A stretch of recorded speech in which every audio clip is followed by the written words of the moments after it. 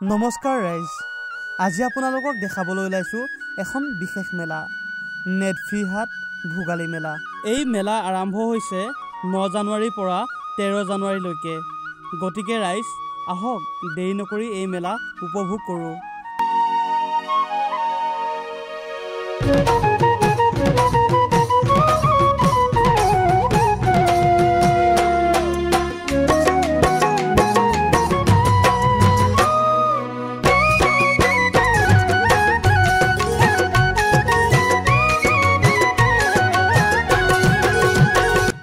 পদূলিমুখত মাঘৰ বিহু, ভোগৰ উৎসৱ ভোগালী কাদৰাৰ প্ৰস্তুতিত এতিয়া ব্যস্ত হৈ পৰিছে প্ৰতিজন অসমীয়া। গাঁৱৰ ঘৰে ঘৰে ঢেঁকীৰ শব্দ, পিঠাৰ গোন্ধ। মুঠৰ ওপৰত মাঘ বিহুৰ বতৰত এতিয়া চৌদিশ উখল মাখল।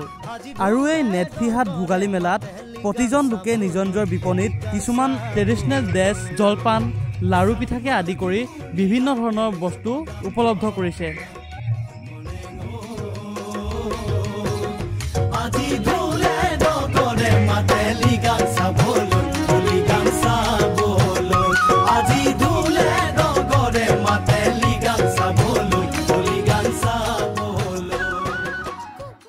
এয়া হৈছে নেটফিহাট ভোগালী মেলাৰ কিছু সন্ধিয়াৰ পৰিৱেশ।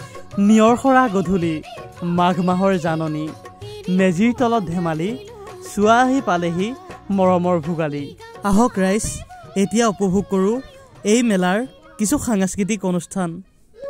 ভোগালী ফুলিছে, নৰা সাৱটি অগৌৰৱে পথাৰত থিয় হোৱা ভেলাঘৰ।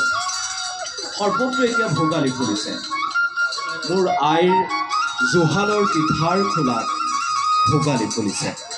এতিয়া সকলোতে কেৱল আৰু কেৱল ভোগালী।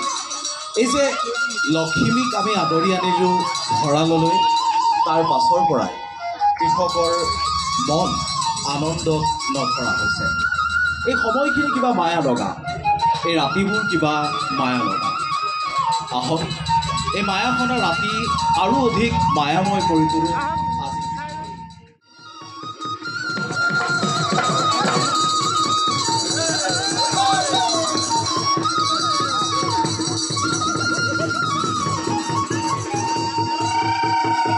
ও দেহিও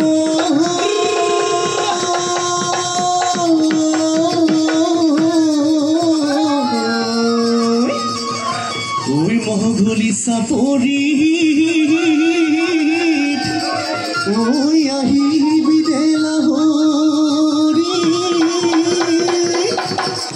ওই ৰাতি বিহু চাব।